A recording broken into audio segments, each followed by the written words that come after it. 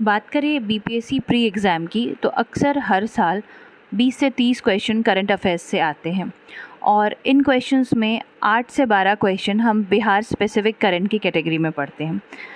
ऐसे ही कुछ टॉपिक्स को आज हम इस वीडियो में कवर करेंगे। हमारा पहला टॉपिक है Nitish Kumar appointed as CM of Bihar. ये 8वीं बार है जो नीतीश कुमार ने मुख्यमंत्री पद की शपथ ली है। This is quite fascinating. 4 terms में उन्होंने 8 टाइम ओथ लिया है।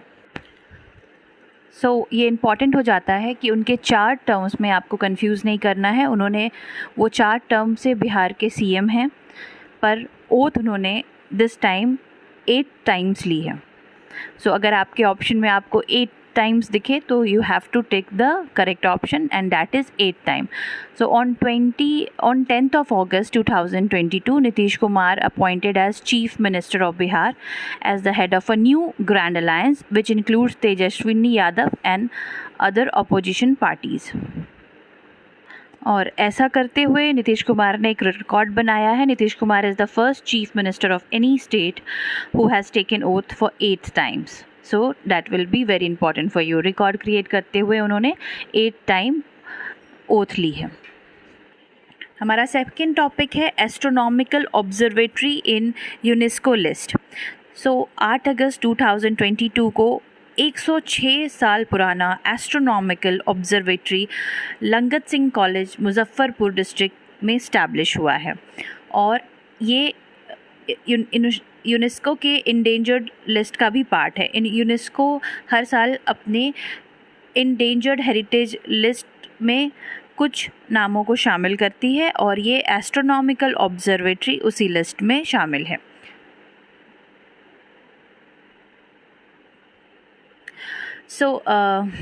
Elaborating this fact, this observatory is the first of its kind in eastern India. It was established back in 1916 to impart astronomical knowledge to the students.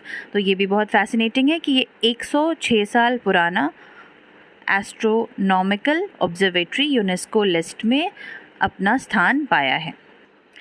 Our third topic is बहुत important. Atul Prasad BPSC के नए chairman बने। On 5th of August 2022, Atul Prasad who retired from the post of development commissioner appointed as the chairman of Bihar public service commission. इससे पहले हम सभी जानते हैं कि आर.के. महाजन थे और उन्होंने अपना टर्म 4th of August 2022 को कंप्लीट किया। और इसके बाद से आप देख रहे हैं पीटी को लेकर के अक्सर वो न्यूज़ में आ रहे हैं, प्रेस कॉन्फ्रेंस कर रहे हैं। तो ऐसे भी आपको ये नाम बहुत याद होना चाहिए क्योंकि जिस एग्ज़ाम की आप प्रिपरेशन कर रहे हैं ये उसके चेयरमैन हैं। Atul Prasad BPSC's news chairman. And the fourth one is new railway junction is Bhojpur.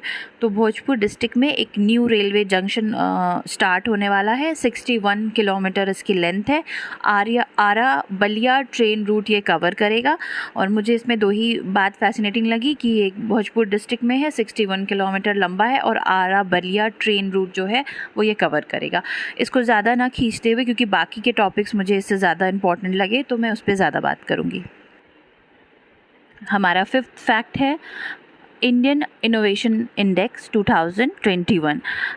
NITI Aayog हर साल इनोवेशन इंडेक्स जारी करती है और उसमें बिहार का रैंक इस बार 15th है। ये बहुत इंपॉर्टेंट हो जाएगा। रैंक के साथ उसके जो स्कोर हैं उसको देखना। तो बिहार का स्कोर रहा है 11.58 among 17 major states in India. Innovation index आया था 21st of July 2022 को। Bihar has been ranked 15th with 11.58 point among 17 major states in India in Innovation Index 2021 released by NITI Aayog on July 21, 2022। तो ये 2 डेटा इसमें बहुत इंपॉर्टेंट है कि बिहार का रैंक 15 था और स्कोर 11.58 है। Innovation index, India innovation index को रिलीज़ करती है नीति आयोग। एक बार बीपीएससी में ऑलरेडी क्वेश्चन आ चुका है नीति आयोग को लेकर के। नीति आयोग का फुल फॉर्म क्या है? तो national institution for transforming India, यह है नीति आयोग का फुल फॉर्म। पहले भी शायद एक बार ये क्वेश्चन आ चुका है। सो ये जो भी कंडक्ट हुआ था वो उसमें 17 मेजर स्टेट्स थे, 10 नॉर्थ ईस्टर्न एंड हिली स्टेट्स थे, 9 यूनियन टेरिटरीज थी और कर्नाटका ने टॉप किया है। कर्नाटका ऐसे भी अपने सोशल इंडिकेटर्स में अक्सर आगे रहा है। सो कर्नाटका ने टॉप किया है विथ 18.01 मार्क्स और तेलंगाना सेकंड आया है, हरियाणा थर्ड है। Major states UP, major states में यूपी का 14.22 पॉइंट्स है, 14.22, क्योंकि यूपी पीसीएस में आपको यूपी का स्कोर इम्पॉर्टेंट होगा और बिहार में आपको बीपीएससी में आपको बिहार का रैंक इम्पॉर्टेंट होगा। और Chhattisgarh has been the last, उसका पोजीशन जो है वो 17th है। So that is so two important facts over here, that is Bihar's rank is 15th and Bihar has scored 11.58. So number 6 one is diesel subsidy to farmers. On July 19, 2022, the cabinet meeting chaired by Chief Minister approved the proposal of the state government to give diesel subsidy to the farmers. तो diesel subsidy को उन्होंने हामी भर दी है, CM ने approve किया है। In the financial year 2022 to 23 rupees 29.95 crore has been sanction. और इसमें इम्पॉर्टेंट मुझे 2 पॉइंट लगा कि एक स्टेट गवर्नमेंट, एक तो जो इसका टॉपिक है कि डीजल सब्सिडी टू फार्मर्स, और दूसरा कि किस फाइनेंशियल ईयर में 2022 to 23 और कितने करोड़ रुपीज़, तो 29.95। और मुझे एक और बात इम्पॉर्टेंट लगी कि किन किन चीज़ों के लिए इसकी हामी भरी गई है। तो ये है आपके paddy, maize, kharif crops, pulses, oil seeds, seasonal vegetables, medicinal aromatic plants. तो मुझे ये 2 फैक्ट इसमें इम्पॉर्टेंट लगे। The 7th one is climate change learning lab. So on 17th of July 2022, Bihar Environment and Climate Minister inaugurated the Climate Change Learning Lab at Patna Zoo for the study of climate change. ठीक है, तो ये कहाँ पे open हुआ है? तो ये पटना ज़ू में हुआ है, बोटानिकल गार्डन भी जिसको बोला जाता है। And it has been established by GIZ, an organization of the European Union and Germany on behalf of Bihar state. It has been established for the first time in Bihar. किसके collaboration में हुआ है इस बात पे ध्यान दें, और कहाँ पे हुआ है, इसकी लोकेशन है पटना ज़ू। ये 2 फैक्ट इसमें इम्पॉर्टेंट हैं। The 8th one is elevated corridor road project. On July 15, 2022, the National Highway Authority of India tendered for the construction of an elevated corridor from Danapur railway station to ESI Medical College, Bihta.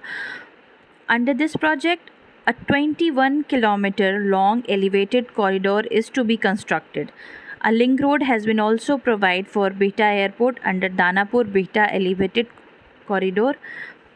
The 4-kilometer road of the Koilwar bridge is also a part of this project. तो इसमें जो facts मुझे important लगा वो है कि एक तो ये elevated corridor road project start हुआ है, किसने स्टार्ट किया है? तो NHAI ने। NHAI का फुल फॉर्म एक बार आप ध्यान रखें, क्योंकि BPSC is found of asking full forms and questions like that.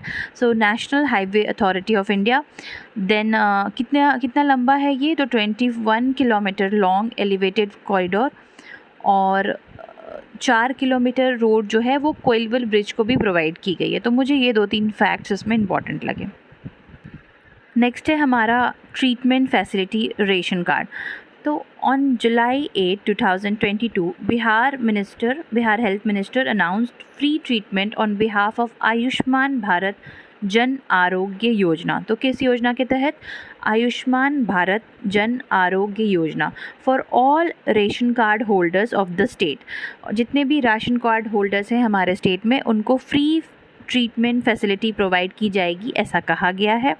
और इस स्कीम के अंडर में 9 crore population has been covered. तो मुझे 2 फैक्ट इंपॉर्टेंट लगी कि एक तो ये आयुष्मान भारत जन आरोग्य योजना के तहत में की जाएगी। योजनाएं अक्सर लोग कंफ्यूज कर जाते हैं क्योंकि बहुत सारे स्टेट स्कीम चलते हैं। तो ये राशन कार्ड होल्डर को आयुष्मान भारत जन आरोग्य योजना के तहत ये फैसिलिटी दी जाएगी और इसके अंडर में 9 crore population has been covered. So our last topic for this video is Bihar lightning strike. Bihar में आप देख रहे होंगे इधर लाइटनिंग की बहुत ज़्यादा समस्या, जिसको वज्रपात भी बोलते हैं, इसकी समस्या बहुत अधिक देखी जा रही है. So, according to Bihar State Disaster Management Authority, lightning is becoming the deadliest, due to which about 2,000 people have lost their life in the last 6 years. So that is very alarming. और किस किस area में ज़्यादा concern दिखाई दिया गया है वो है जमुई, भागलपुर, पूर्णिया, बांका, औरंगाबाद, गया, कटिहार, पटना, नवादा, रोहतास डिस्ट्रिक्ट. यहाँ पे ज़्यादा मतलब sensitive in terms of thunder showers देखे गए हैं. पर इस बार हम बात करेंगे जहाँ पे 4 ऐसे जगह जहाँ पे ज़्यादा ध्यान, 3 ऐसे जगह जिनको प्रायोरिटी पे रखा गया है. This time priority has been provided to only 3 district, that is Patna, Gaya, Aurangabad. Has been these districts have been put on high alert. तो ये छोटा शॉर्ट क्रिस्प वीडियो था 10 बिहार स्पेसिफिक करंट अफेयर्स से रिलेटेड. अगर आपको ये अच्छा लगता है तो आप अपने को एस्पिरेंट्स में शेयर करें, क्योंकि मैंने देखा है हर यूट्यूब चैनल पे इंग्लिश मीडियम जो पॉपुलेशन है, जो इंग्लिश मीडियम एस्पिरेंट हैं बीपीएससी के, उनके लिए बहुत कम वीडियो अवेलेबल है. और मुझे लगता है कि हिंदी मीडियम वीडियोस से इंग्लिश ट्रांसलेट करना थोड़ा मुश्किल होता है. So I am working hard on providing you guys a video of English medium. If you really like the video, please share it to your co-aspirants. Thank you.